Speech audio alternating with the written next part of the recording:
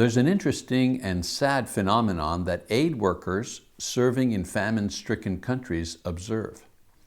They noted that some of the people, when they realized that they were running out of food and then left their homes and shelters in search for nourishment and found food depots set up by foreign nations, were eventually saved from starvation.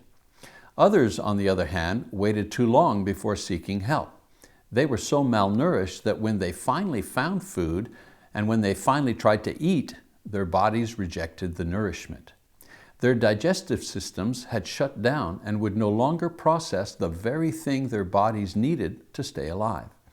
It was sad that their bodies no longer recognized what they were essentially hungering for in order to survive. Now there's a parallel here between physical and spiritual hunger, a parallel expressed by the psalmist. As the deer pants for the water brooks, so my soul pants for you, O God. My soul thirsts for God, for the living God. When shall I come and appear before God? Psalm 42, verses 1 and 2.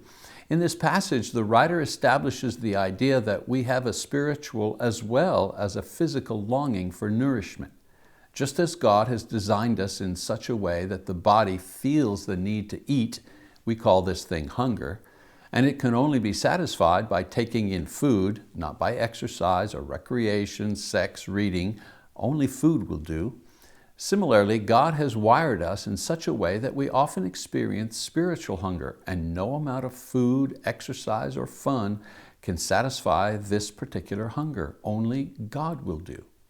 The sad thing about this is that just like the famine-stricken tribes in parts of Africa whose digestive systems shut down because they waited too long, many people die of spiritual hunger because they wait too long before they try to satisfy it with the wrong thing. In this devotional series entitled Holy Hunger, from the similarly titled book by Mike Cope, we will explore the various ways we can recognize and satisfy the hunger that God has placed within the spirit of mankind so that He would search and find Him once again.